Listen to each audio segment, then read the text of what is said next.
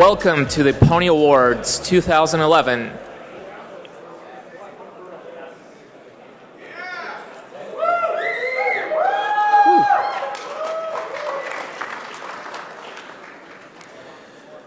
So this year has been a pretty big year for security. A lot of stuff has happened.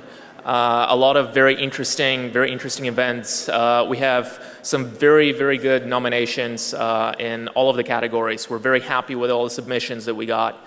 And one important thing to realize is that we get our submissions from the community. So every single one of you had the opportunity to send in a nomination. And we did receive a very large number of nominations, very high quality. So we're very happy with that. In the next hour, we're going to go through the different categories for different Pwnie Awards. But first, let me introduce the judges. So on the stage, we have Mark Dowd.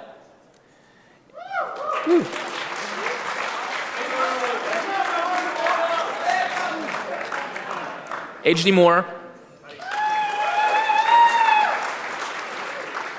Dave Eitel,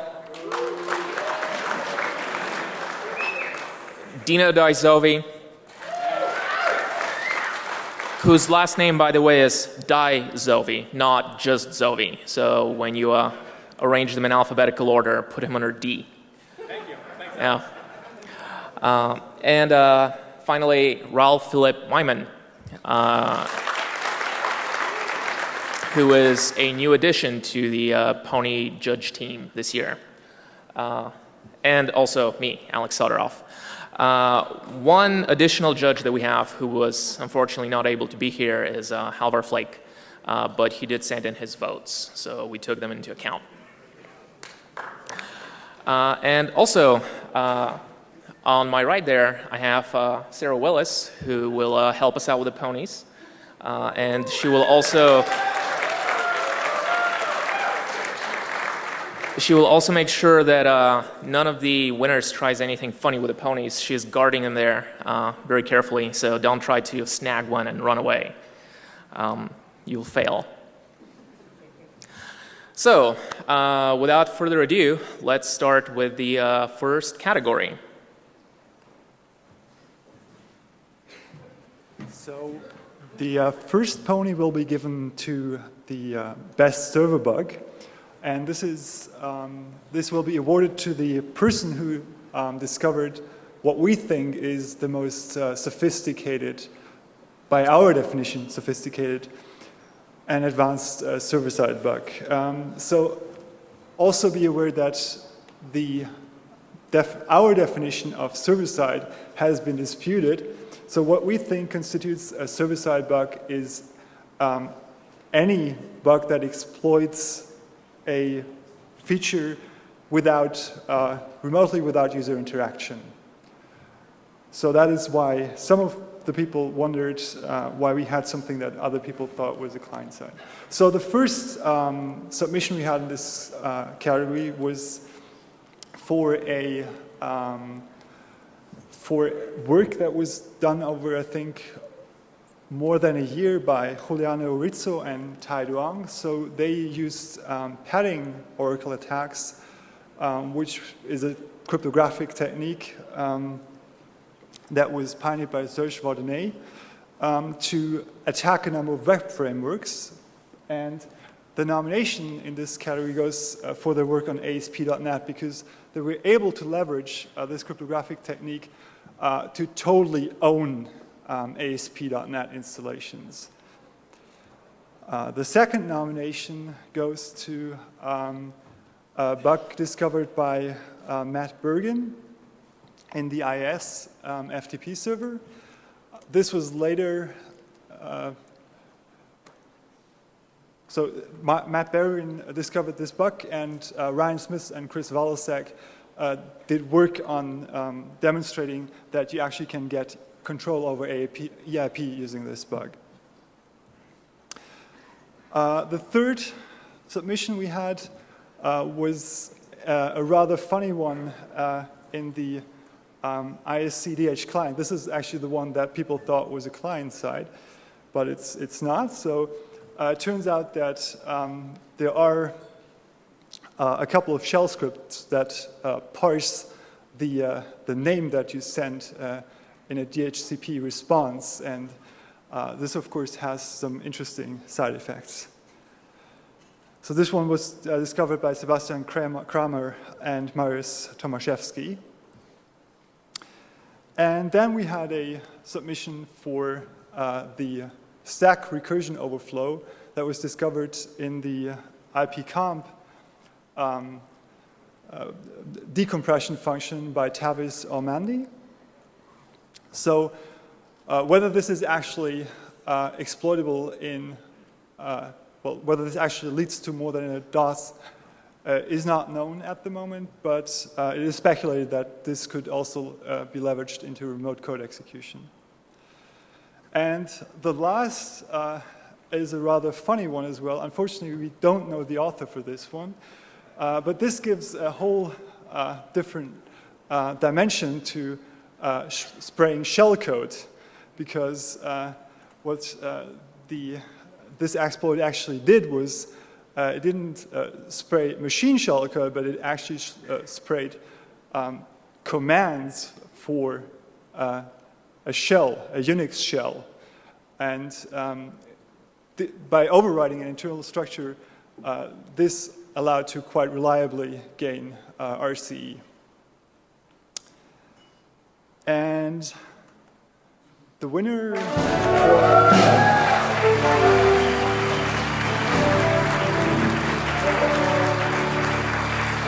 for best server-side bug is ASP.NET by Juliano Rizzo and Tai Duong.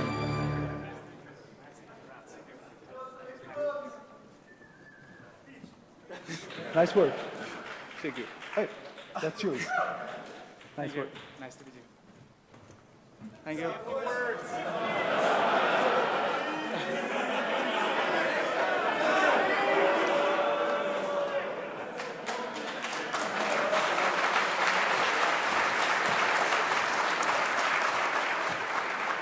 So we also had submissions for best song, and we will interleave these with the rest of the submissions. So this is the first submission for best song. It's Eating Cookies by Jeremy Brown, and we'll play a 30-second segment of this song.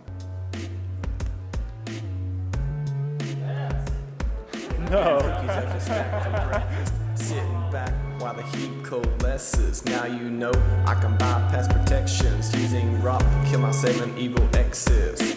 DEP, SR, safe and linking to GS is BS and safe SEH you're through. You should have supplied me with alcohol for dancing. If there's cookies on the heap, I'ma eat them too. Check out these hops. Okay.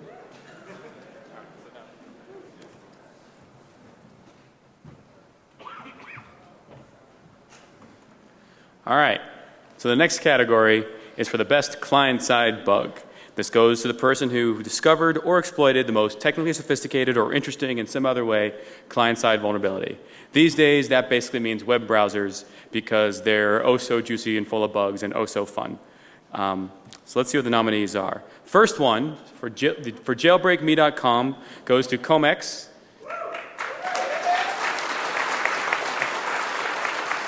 And this was an incredibly sophisticated set of vulnerabilities. The first one in free type library was especially interesting, we found.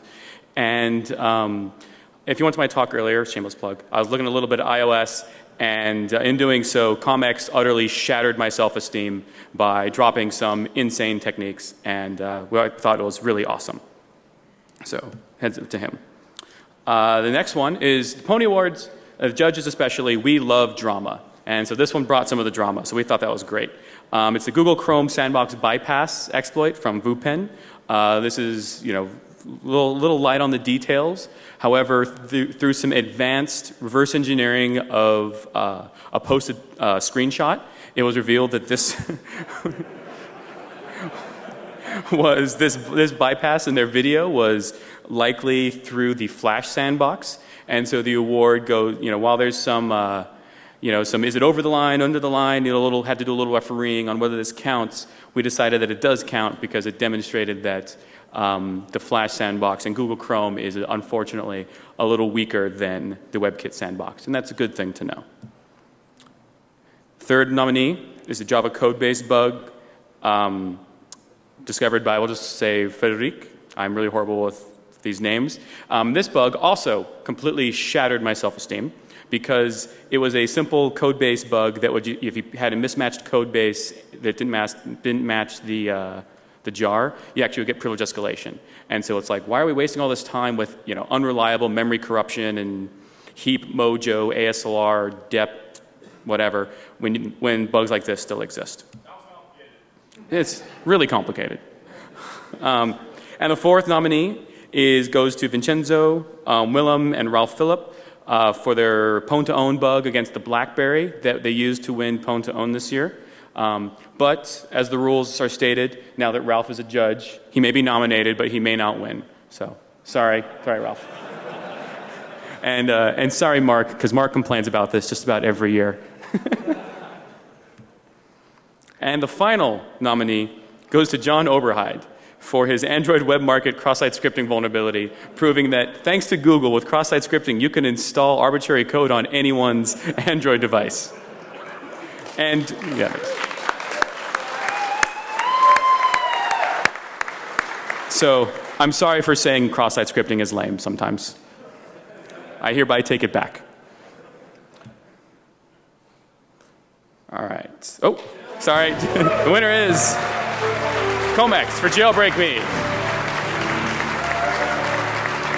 And is he here? Okay, that counts. We'll let you accept it for his behalf.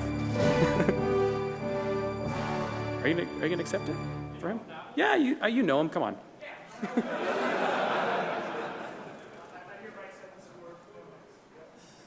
Oh, so go ahead. All right. Great. All right. Thank you. Good job. All right. I'll make sure. Send my regards to Comex. Will do. Thanks.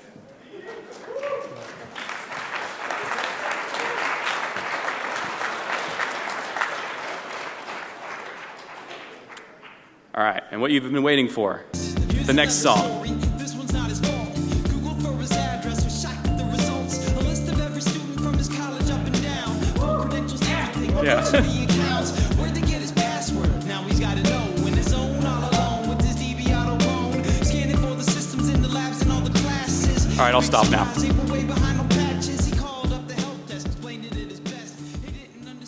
Dave promised he would dance more during his song. Good. All right. Privilege escalation, near and dear to our hearts, or my heart anyway. So basically the ability to run as something other than what you were running at before.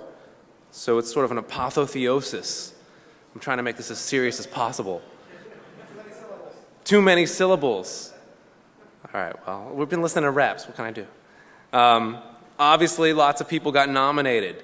CSRSS, which for those of you who have not used it recently, is an intricate part of your trusted computing platform on Windows, and does a bunch of confusing stuff that no one at Microsoft understands.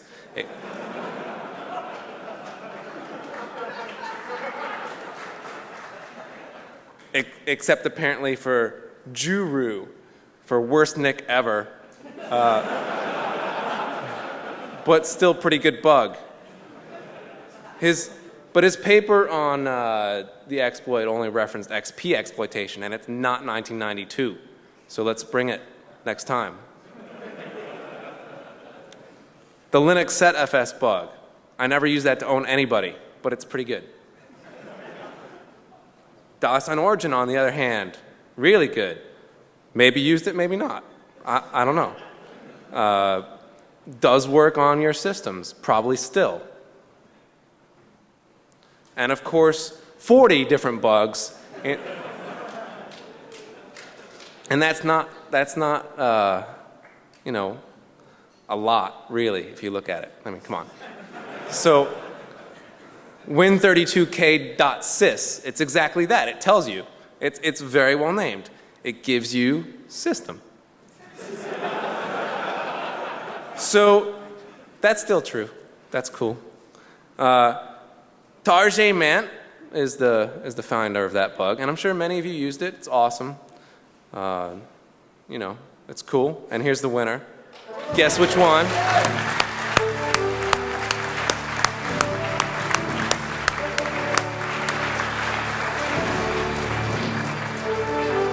Thank you.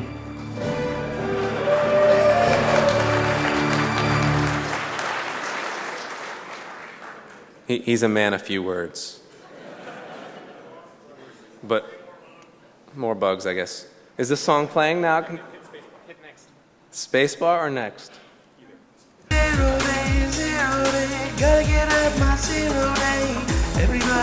No, I'm not dancing. No. You have to listen to the lyrics.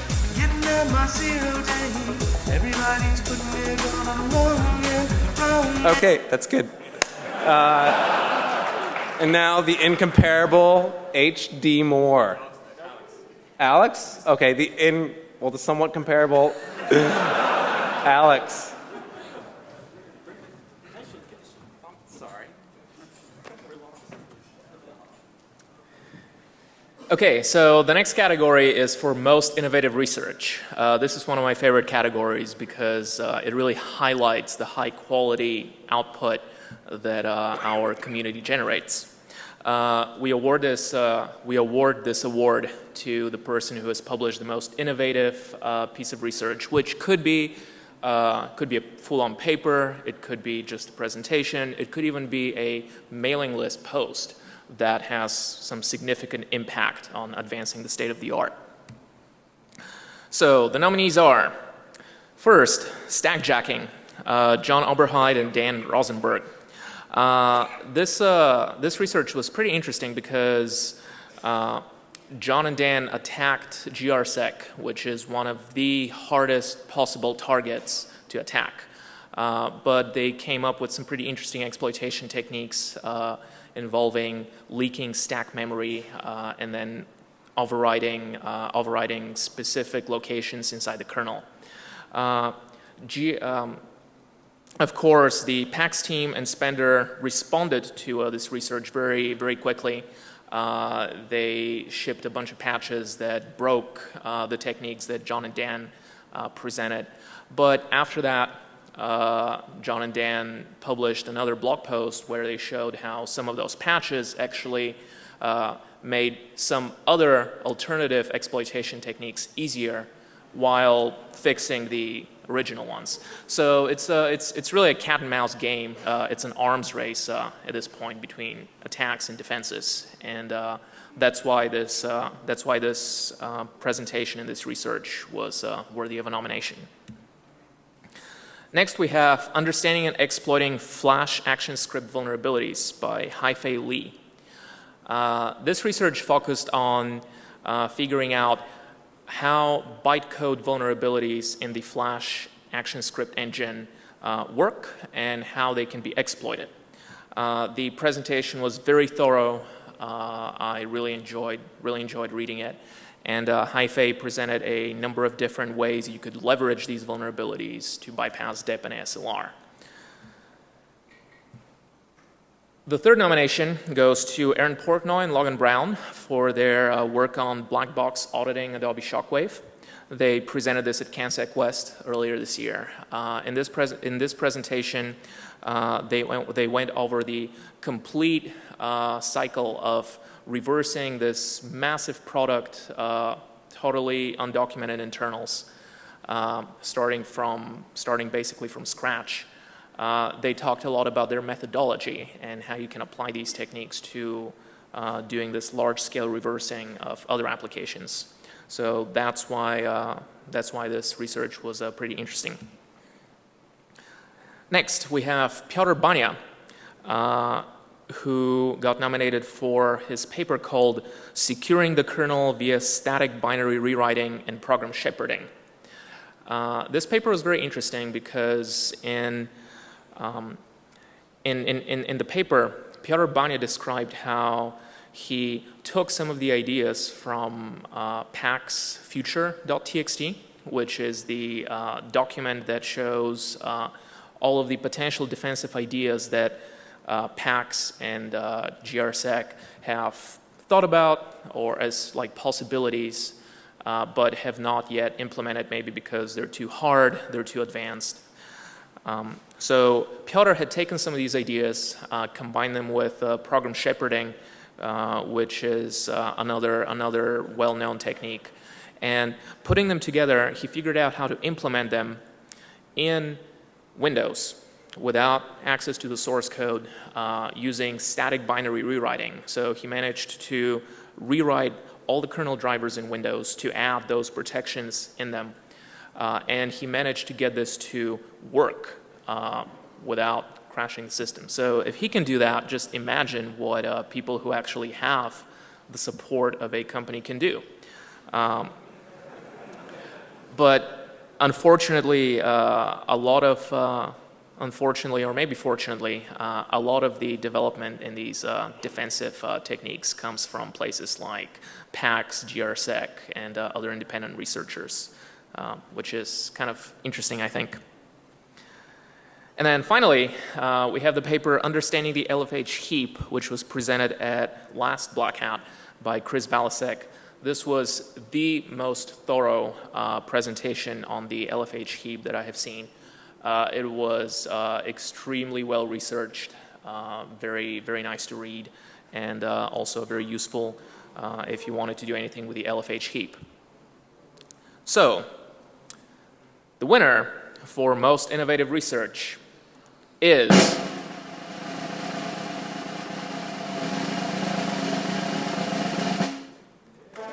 Piotr Bania.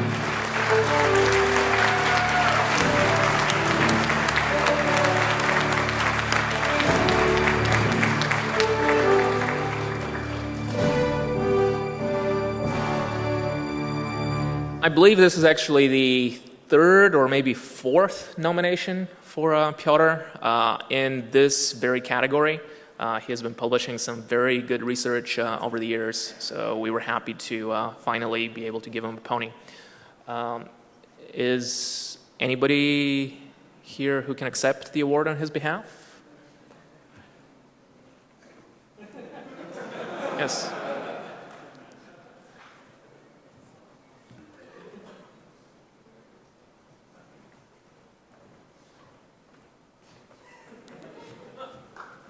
There you go.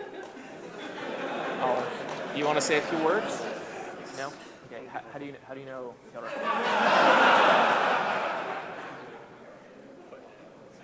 Okay. If the Pwnie doesn't get to Piotr, we'll track it down. It has a built-in GPS receiver.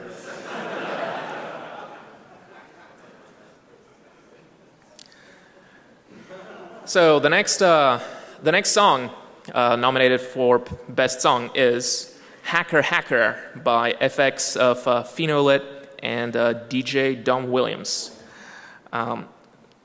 This song actually has a video, so we're going to play it in style.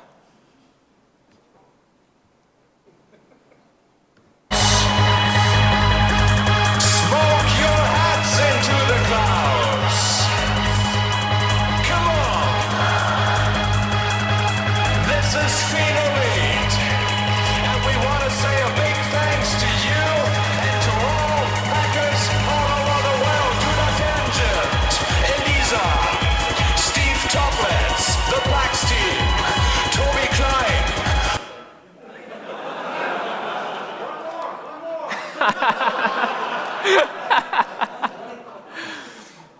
Yeah, apparently putting the names of the Pwnie Awards judges is a pretty good way to get yourself in the ceremony.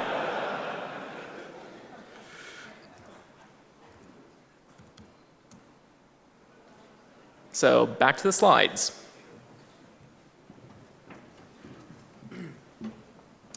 So this is my favorite category by far. I've been dealing with vendor idiocy for a long, long time, even before I became a vendor. And it's always fun to see which vendors fail the most spectacularly in their response to security research. There's been all sorts of great examples over the years. There's HP trying to sue somebody over, or sue Kevin and those folks at Snowsoft over something years ago. All sorts of just terrible, terrible replies. Core security usually does a pretty good job of getting some awful replies out of vendors, but this year the nominations actually are NetWare, for taking a software product that has been battle tested, the most attempted exploited piece of software on the planet for years. This thing hasn't had a really reliable remote execution bug since at least 2005, 2006, depending on how you call it, and NetWare added their own exploit to it. And then denied the fact that they added an overflow, a standard stack overflow, to OpenSSH authentication routines. And it found they actually published it as a denial of service vulnerability. It wasn't until ZDI says, no, here's EIP 41414141 that I said, okay, we maybe have a problem. So they're nominated for handling that entire process from 1, implementing the bug, to 2, denying it, to 3, calling it a DOS, all the way through this process. So NetWare, woo! I don't think it exists anymore, but so hopefully someone can still accept the reward if they actually win. So the next nomination is Music Maker 16 Stack Overflow. Now in your head you're saying, WTF, what the hell is that crap? Who the hell uses this thing? Why does it matter? Why would anyone even bother with this crap? And you're right, it's pointless. It's yet another piece of crap music software that you probably download a shareware out there. But the one thing that set this company apart is when the Coreland guys, you know those guys who write those like 80-page awesome exploit tutorials, they started working on an overflow they found and they wanted to release an exploit. Well, they got a legal threat from the Music Maker 16 people saying, we will sue you if you release an exploit for our software. And it worked. They actually held back the exploit till like way after the patch was released because the vendor was dragging their butt in the patch. But they get nominated simply for the fact that they're such a no-name little putz company, and they still managed to like whip out a legal threat against a couple like open source security researchers and keep them from presenting a bug. So that just puts them in the asshat category as far as I'm concerned. The third nomination is for RSA. Ah, crap!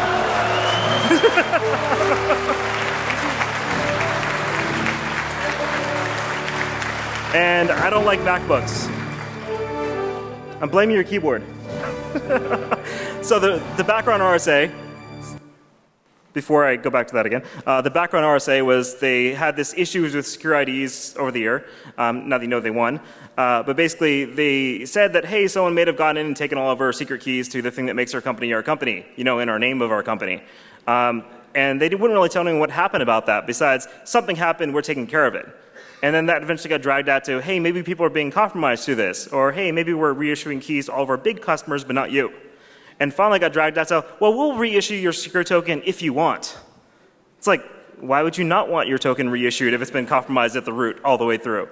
Anyhow, so it's the basic lack of information available, the fact that it was drawn out for so long, the fact there's so much nebulous information about what actually was compromised and not compromised, and that they lost literally the keys to their kingdom and are still around is what nominated them and actually led to their winning this particular category. So if we have a representative from RSA here, feel free to come on up and pick up your awesome pony.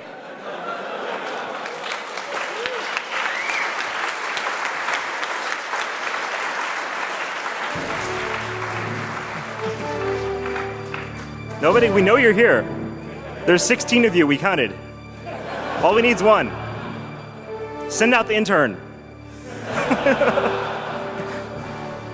All right, we'll find you later. So the next song is Glee Annie. This is the YouTube video, right? Yeah. Sorry, I'm dealing with this.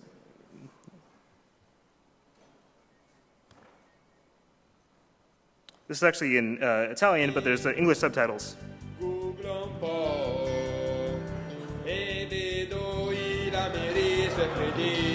Quanti ricordi e penso qua che eravamo noi, gli anni d'oro dei grandi esploit, gli anni dei primeri per Apache. All right, I can't take anymore. All right. Thanks.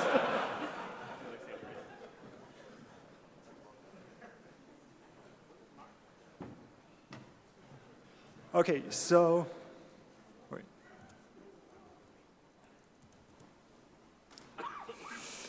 The next category is the Lifetime Achievement Award. And this was not an easy decision, but as for all of the categories, we voted democratically on this. And the winner of this award will be someone who has had a major impact on all of our work. So you might want to guess who that is. Let's go back like a decade. So the winner for the Lifetime Achievement Award is Pipax. So, wait, how many of you were aware that PAX was the work of someone by the name Pipax in this room? Okay, that's just basically the front row, right? So, I'd like to say a couple of words why the award was given to Pipax. So, Microsoft today has announced a challenge giving out $200,000 for work very similar to that has been done and given away for free by Pipax a decade ago. So all of the operating systems that we use today that have protections against memory, what is our preferred word here? We had trespass, right? Against memory trespasses. All of these protections mechanisms can be traced back to the work of Pipax. What Microsoft is asking for is an extension of that, and they're giving out $200,000 for something that was something similar to what has been done by Pipax a decade ago. Yes. So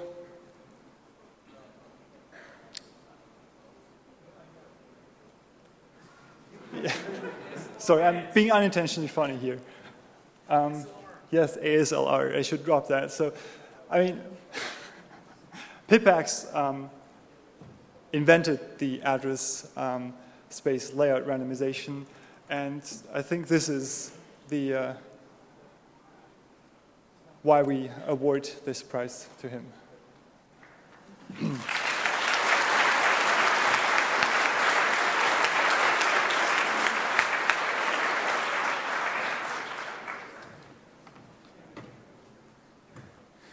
All right, so actually, before we go into this category, I wanted to make a small editorial note.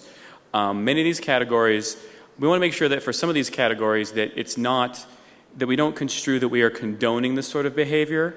We are merely recognizing its significance. So if we're doing something like inventing ASLR, we're not condoning this type of behavior. But we have to admit that it is quite significant, and for that, we must recognize it. All right, so for this category, this is the Pwnie for the most epic fail, because nothing looks more awesome than giving everything your 110%, soaring on your dreams, and just failing even harder because of that. And what good would the internet be if it didn't document your trivial mistakes or your horrible, horrible failures for your entire life and the entire lifetimes of every generation that follows us? And this is where we are trying to bring a little extra attention to those failures. Again, we're not condoning it. We're just recognizing significance. So,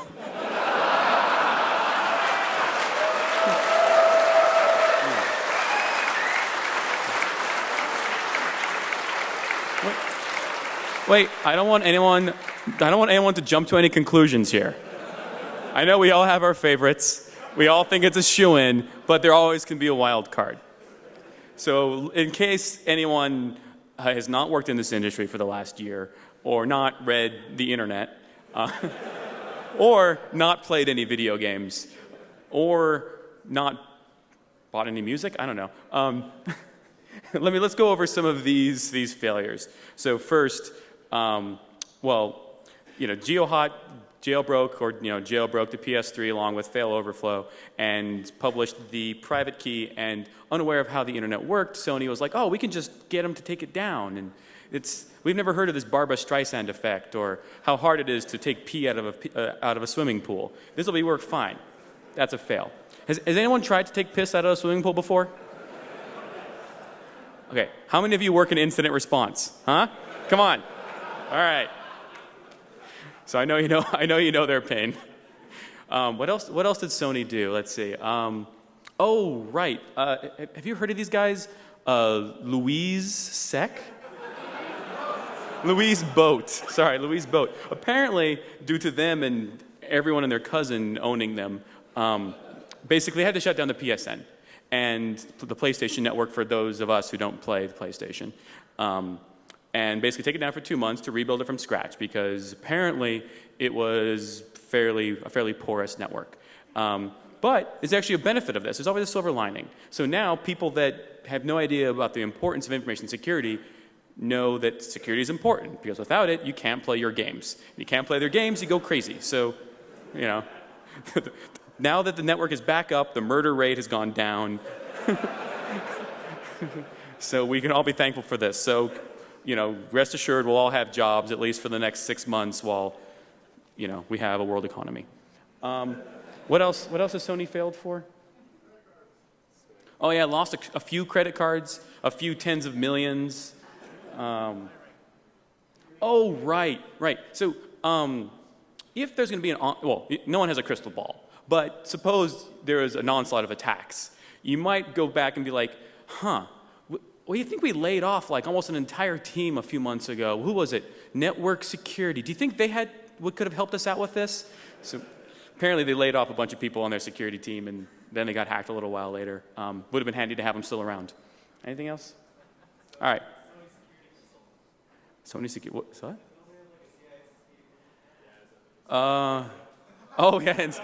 No, that's physical security. Sony has a physical security certification, totally different than information security. And yeah, so a bunch of stuff. So, and the winner goes to Sony. All right.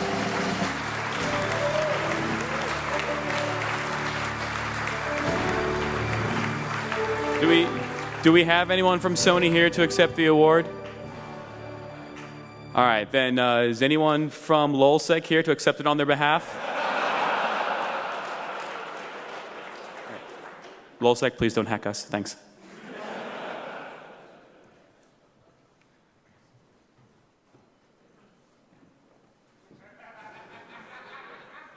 Okay, this is a new category that we've introduced this year. It's the Pwnie for Epic Ownage. As Dino mentioned before, and I would like to reiterate, we don't condone this behavior. Our lawyers have told us to say. So, but there has been some significant breaches over the last year that have impacted our industry, so that's why we have this award. Okay, the first nominee is for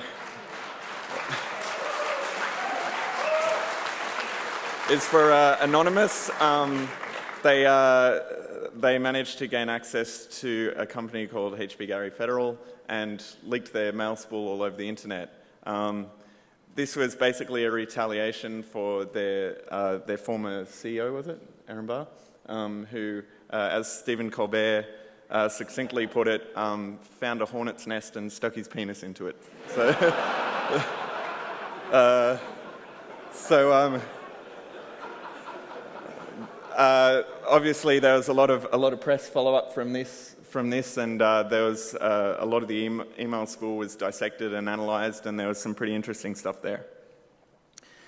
The next one is for LulzSec. A little-known hacking group that can be found on Twitter, or could until recently. They obviously hacked a number of pretty high-profile websites and made us all feel quite silly. The third one was Bradley Manning and WikiLeaks. Again,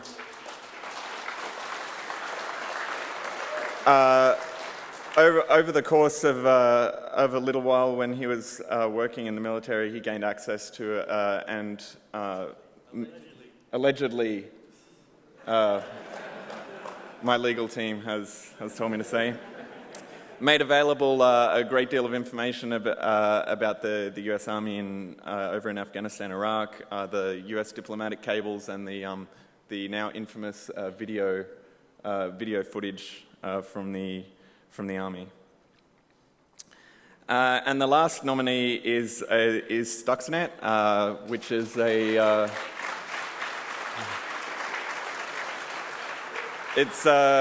the way I'd categorize this is there's a non-violent protest against the Iran nuclear program.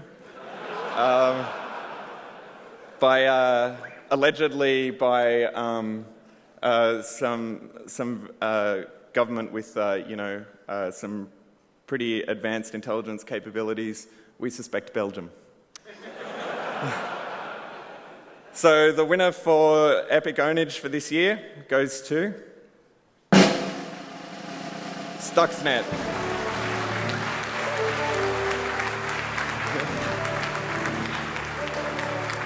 Because how many of your 0 days have disrupted a country's nuclear program? So that's pretty impressive. Does anyone want to come and accept the award? I guess not.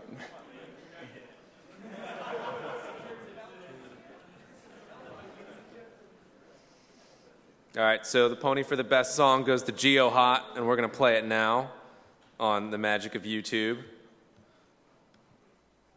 TM Google, which is not here. Oh, there we go. How do I make this screen big? Just press play, excellent. Look at that look, everyone's staring into his eyes. Yo, it's Geo Hot. And for those that don't know, I'm getting sued by Sony. Let's take us out of the courtroom and into the streets. I'm a beast, at the least you'll face me in the Northeast. Get my ire up, light my fire. I'll go harder than Eminem went at Mariah. Call me a liar, pound me in the ass with no Luke Chafin. You're fucking with the dude who got the keys to your safe, man. Those that can't do bring suits. Cry to your Uncle Sam to settle disputes. Thought you'd tackle this with a little more tact, but then again, fudge packers, I don't know jack. I shed a tear every time I think a lick sang. But shit, man, they're a corporation, and I'm a personification of freedom for all. You fill dockets like that's a constant foreign to y'all. But lawyers muddy water and TRO stall. Out of business is jail for me, and you're suing me civilly. Exhibit this in the courtroom. Go on, do it. I dare you. Oh, that is just so good.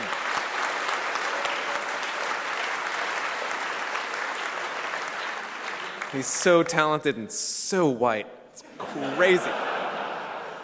But is he here or is he in Fresno? Fresno it is. I don't know.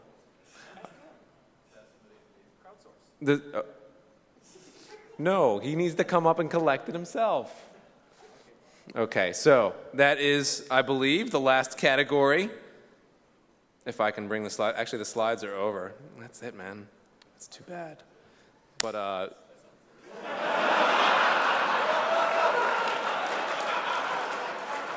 yep. Someone's got a client side. Is this your laptop, Soderov? Nice. All right. Well, there you go. Shall we just browse his desktop now? No. Epic ownage on screen. No. Thank you for having us. It's an honor.